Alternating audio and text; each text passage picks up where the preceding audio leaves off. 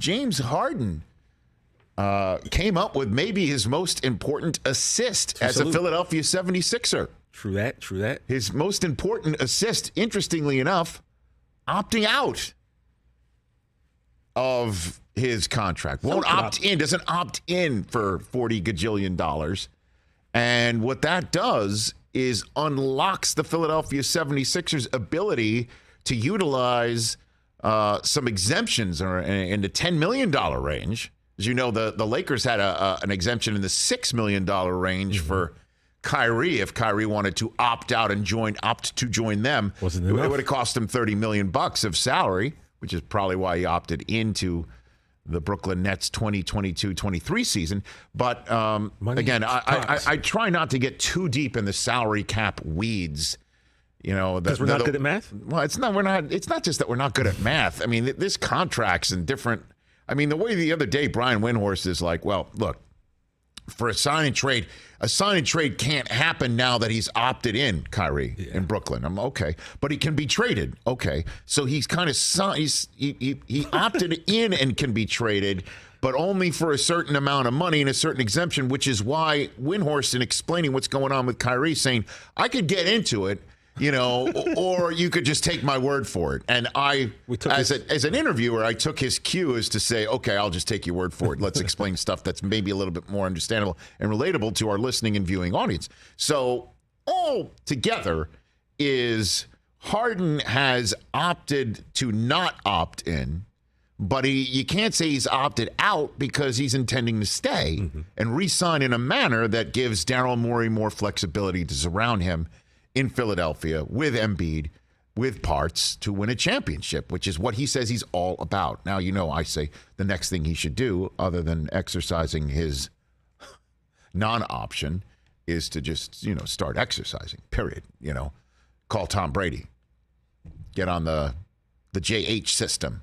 Can you imagine he shows up? I saw a video of him working out, Rich. What do you mean? Well, I guess one of his buddies or maybe his trainer. I mean, it was only showed him running up like 6 steps, but he was clearly sweating and he put in some work. But they didn't want to show too much, I think. Was there a honey bun on the 7th step? Out of frame? It was out of frame. Was he running for that? But he definitely was putting in some work. So hey, look, you know what I've been saying. Yeah. What if Harden shows up next training camp, 1,000,000% in shape, body fat is gone.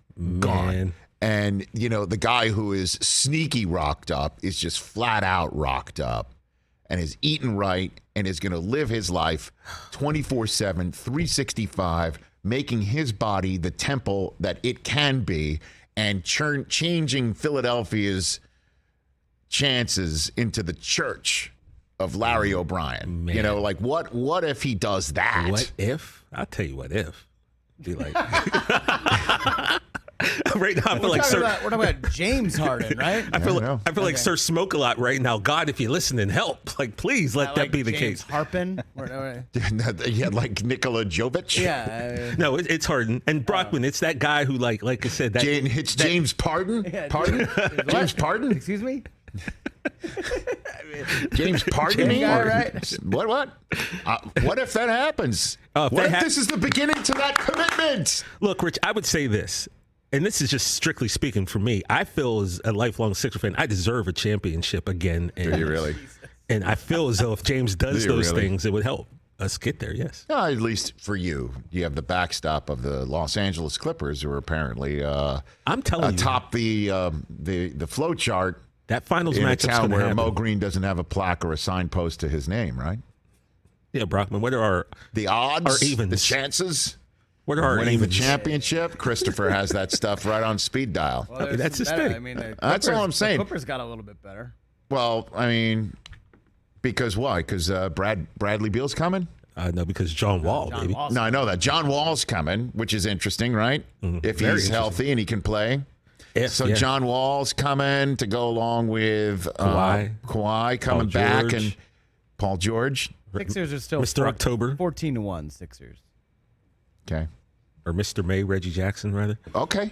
There you go. My dream of a Clippers-Sixer final, I do believe, is going to happen before I leave this earth. Okay, I mean, I might be That'd 90, great if but it I believe happens it's next gonna year. happen. What's Bradley Beal going to do? Is he just opting out so he could opt back in for the max with I think with so. Washington? Yeah, it seems so that he way, won't be in yeah. play. Like Pat Riley's not going to call him starting tomorrow night. I mean, Pat Riley what's up? makes a call, breaks out the Crown Royal bag, and then you never know what happens. But True you know, that. there might be 250 million reasons to stay in Washington, D.C. Or he for could Bradley take what, Beal. 190 million from Miami Yeah, and 210, something like that, I guess. 210 common. It's an interesting dilemma to have, right? Yeah, we'll see. We'll see what's up with that. And then What's up with that? are the Spurs tapping out right now? What's going on with them? That's really weird. Because I was kind of stunned that DeJounte Murray is now an Atlanta Hawk. By the way, great for the Atlanta Hawks. Yeah. 3 first-rounders, 2 of them are not lottery protected. So I guess the Spurs get 3 first-rounders, and because it's the NBA, you can't go in back-to-back years. It's got to be every other year. So it's 2023, 25, and 27.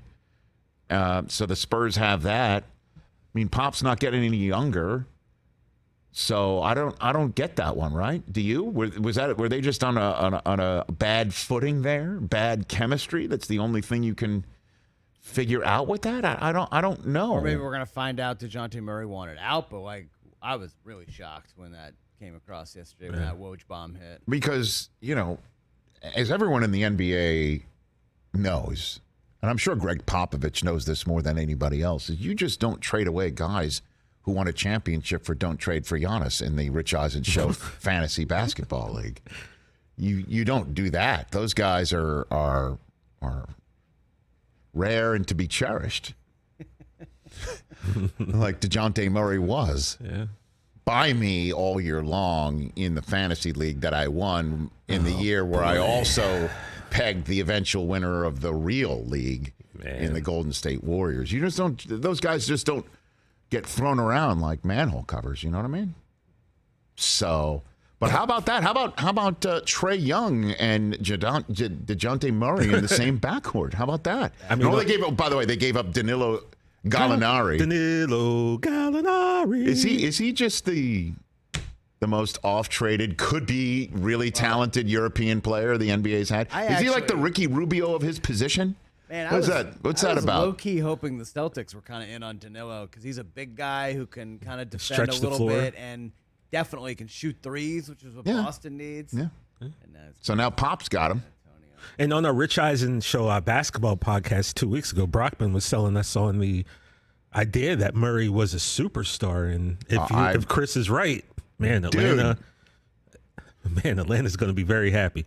Murray, you wouldn't call him a superstar? No, Chris was trying to sell us on the fact that he was a superstar. That's what I'm saying. When you say sell, what do you... Well, we were just bringing up stars and this and that. I was saying there's a lot of great young stars in the league, and I was just kind of going how every team kind of has a young star. And when I said Murray, these guys kind of laughed at me. Why would you laugh at him? Well, I mean, it's not. I don't think it's as deep. I was like, the guy was a triple-double machine. Well, because we were for naming a good 6-8 week stretch of the season. Giannis and players like that. And then I Chris understand. brought up Murray, I got it. and then Chris gave a good. I'm saying he sold us on the fact that I just like the Murray's- Hawks are aggressive, man. They see that division. I mean, they see that conference as well, and they see what the Celtics just did, and you see that the Bucks are only going to get. They're not going anywhere, and the Heat are the Heat, and the Sixers are the Sixers, and they sat there right in the middle of the first round and didn't do anything based on the previous year's success. They took a step back. Oh, we won a series. I'm just saying the Hawks. Oh, I'm sorry. I'm talking about the Hawks. That was a nice aggressive maneuver by them. Yeah, loved it. And you just come off the draft. It's what a crapshoot it is in the first round of the NBA draft. Yeah. You draft somebody and they change hats in 3 seconds. You have no idea who they are. You have no idea what they're coming, where they're going, what they can do within the system. Have no idea. Zero. There seemed to be You might as well get Murray. He's worth everything they just sent. Right. Yeah. Yep. Yeah, unless you have a top 5 pick, kind of, you're just kind of rolling the dice in the NBA draft. Whereas, like you said, why not trade for a known commodity? Right. So that's what's up with the NBA right now.